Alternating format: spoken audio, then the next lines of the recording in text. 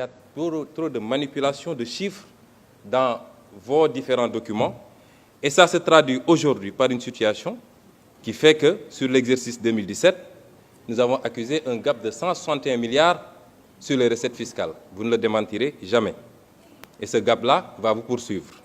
Et à la fin du premier trimestre 2018, on est déjà à un gap de 40 milliards sur les recettes fiscales.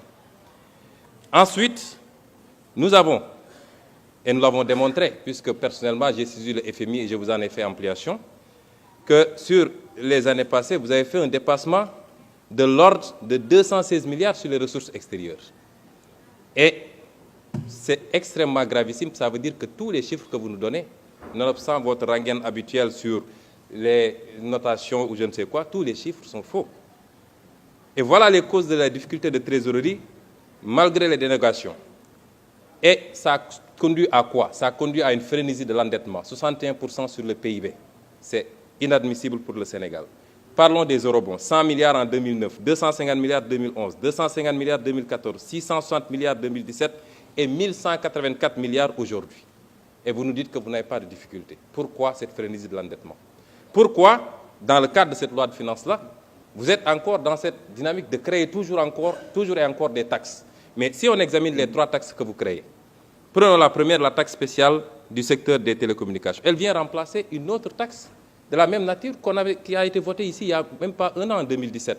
Qu'est-ce que vous avez changé? Puisque vous n'osez pas affronter les multinationales de télécommunications, vous leur donnez la possibilité de déclarer trimestriellement, ce qui est une violation de l'égalité des contribuables devant la loi. Parce qu'en matière de TVA, la déclaration elle est mensuelle dans tout le Code général des impôts. Vous avez reculé parce que les entreprises de télécom avaient dit qu'ils ne paieront pas. Et vous devez assumer d'avoir annulé la taxe sur les appels entrants. 50 milliards de recettes abandonnées par le président Macky Sall pour respecter une promesse de campagne faite au patronat, particulièrement le patronat français. Le prélèvement sur les compagnies d'assurance. Mais vous mettez une taxe de 1% qui va être encore supportée par le consommateur, alors que vous n'osez pas taxer les forts profits des compagnies d'assurance et les distributions qui sont faites. C'est là où se trouve l'enjeu. Mais vous êtes toujours en train de faire peser la charge sur les mêmes, c'est-à-dire le pauvre contribuable. Enfin, les prélèvements sur les opérations de consignation. Monsieur le ministre, nous savons que ce prélèvement est taillé sur mesure pour la société de droit suisse qui s'appelle Adax Énergie, qui fait l'objet aujourd'hui d'un redressement de 100 milliards fraude fiscale sur ces opérations-là. Et nous suivons de très près l'arbitrage qui est sur votre table, parce que nous savons que cette loi, elle est taillée sur mesure pour cette société. Et voilà que le président Macky Sall, sortant de son sommeil de Lyon, décore cette même société de l'ordre national du Lion. Les multinationales viennent ici, elles fraudent, elles grugent le fisc, mais on les décore après de l'ordre national du Lion. C'est très bien fait, et puis on avance. Et comme d'habitude, parce que ce qu'on ne dit pas assez, c'est que cette société est impliquée dans le scandale de la SAR avec les 8 navires qui ont été commandés sans passer par le conseil d'administration. 400 milliards, vous êtes très informés de ce dossier. Et c'est cette société qui est décorée aujourd'hui, et cette société qui mérite qu'on lui présente, qu'on fasse une loi spéciale, que nos 20 députés vont voter. Il y a une plainte aujourd'hui à Londres et une plainte au Sénégal. Notre Assemblée nationale aurait dû s'autosaisir si elle était digne de son nom.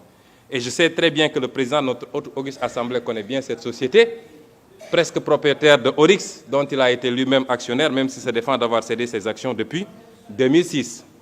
Voilà ce qui se cache derrière cette loi de finances rectificative et comment le Sénégal est géré sous Macky Sall, c'est-à-dire c'est les lobbies, c'est les amis, c'est les intérêts et c'est la famille. C'est ça la gestion du Sénégal.